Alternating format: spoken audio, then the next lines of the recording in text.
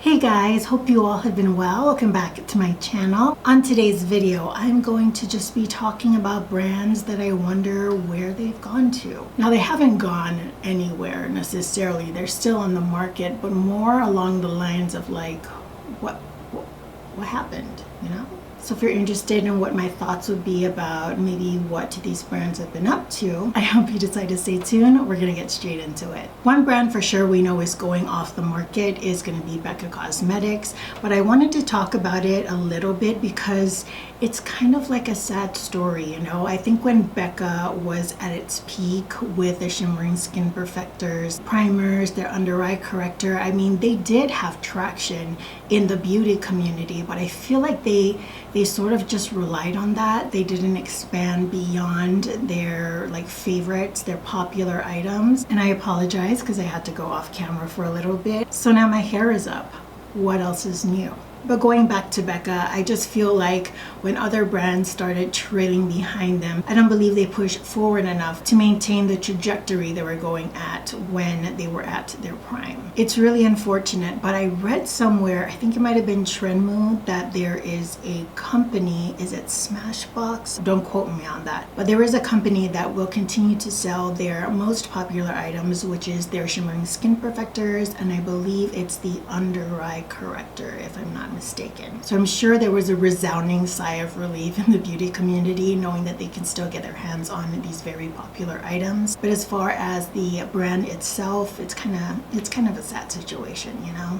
Number one on the list is Tarte. I don't hear too much about Tarte, to be honest. Now, I don't follow a lot of like makeup content in terms of what's new, but I do watch quite a few people, whether they're hauling, trying on new makeup, and I rarely hear anything about Tarte. I don't know if that's because they've kind of slowed down with the amount of productions they're making in terms of new makeup, or people are just not buying as much products from the brand anymore, regardless of what they're coming out with. But if we all think back to a couple years ago, I mean, tripping with Tarte was, it was quite a big deal, you know? You get invited to these exotic places and get to do all these activities just so they can launch something. And they were not playing with who they were bringing on those trips. But now that we don't see those extravagant promotions anymore, I find like I don't hear about Tarte. So it brings you back to the idea, like, were these people just promoting these products because they were brought to, I don't know, Bora Bora? Did Tarte take them to Bora Bora? But you get the point, right?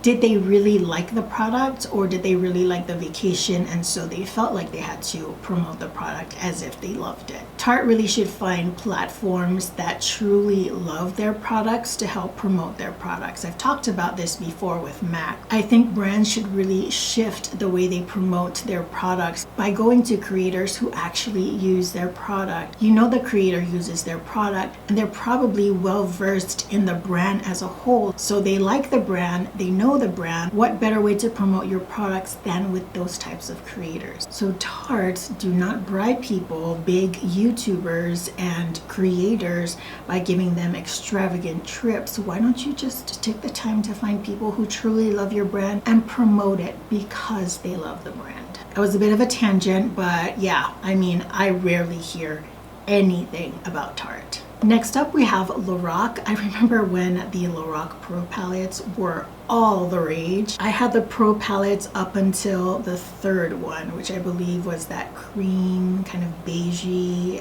packaging. And I've seen a couple of their products, their eyeshadow palettes that they've come out with since then, and I still don't hear that much about it. I mean, I see a couple people buy it and then I'll see it in their collection. But as far as really highlighting and talking about the products, I really can't say that I've seen much of that, if at all. When it comes to Loreal, I feel like their eyeshadow color stories are definitely like right up my alley. My issue with Loreal was always the formulation. It's very powdery and it can be extremely patchy, which is why I've never bit the bullet to purchase anything beyond the Pro palette number 3. But if I'm being honest, I feel like Loreal would have been the company to no longer be before Becca was. I feel like Becca was doing better than Loreal. Maybe I'm reading the room wrong in terms of like how the beauty community likes the brand, but I'd be lying to you if I didn't say that I'm kind of shocked that they're still up and running. If you still buy Loreal products, let me know what you like to use from them, because beyond the eyeshadow palettes, I can't really think of anything that sticks out in terms of what I've seen in the beauty community. I felt like they've been kind of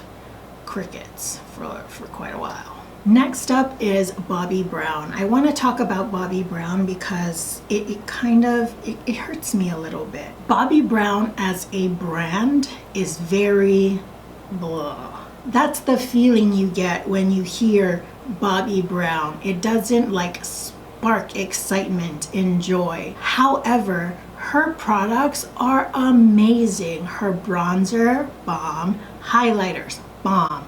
Blush, bomb. Under eye corrector, bomb. She has so many good products, but just the name itself, like Bobbi Brown, it doesn't have that spark. Maybe she likes flying under the radar and just letting the product speak for itself. But it is a business, and so to create some sort of hype around the products, there's gotta be more, because the brand name itself is just not cutting it. This, awesome. Looking at this, you're like, too expensive and it's boring. I know that it's good because I have the products, but for new consumers, I think that's what people think. They look at it and they go, it's kind of boring, but it's expensive.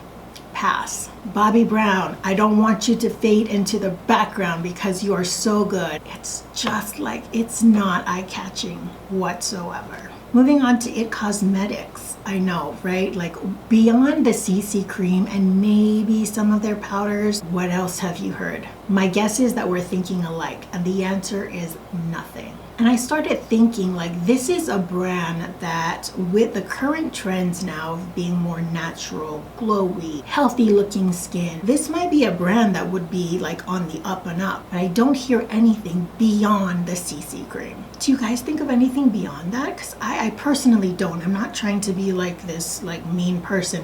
I really don't hear much about IT Cosmetics. There was this CC cream, IT Cosmetics CC cream boom, and then it just went silent. It went dead. Are they like in the labs trying to create the next big thing, the next CC cream, DD cream, EE cream? When I thought about this video idea, it was probably the second brand that I came up with, because I was looking through my collection and looking at these different brands and I went, IT Cosmetics, CC cream. That's it. Next up we have Clinique. I don't think Clinique is gonna go anywhere, but I just feel like they've never gone anywhere either, if that makes sense. It's like they have this one product that's really hyped, and then they just have like mediocre products for like 3 years, and then something else comes out. For example, the Dramatically Different moisturizer, that's a hit. What happened after that?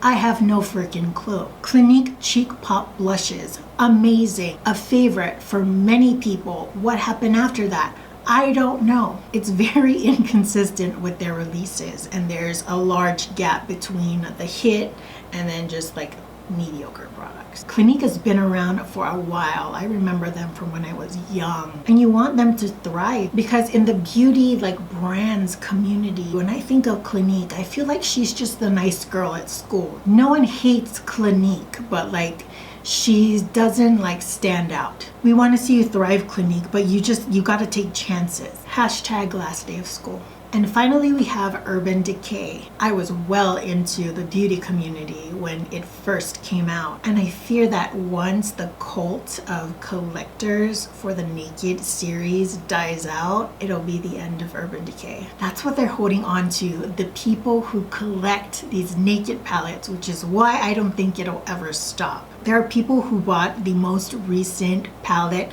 just to collect it. They'll say that it absolutely sucked, but they're gonna keep it because they have to keep the whole collection. It's the collector mentality. I understand it. But after that, what do they have? They lost their edge. They were the edgy brand.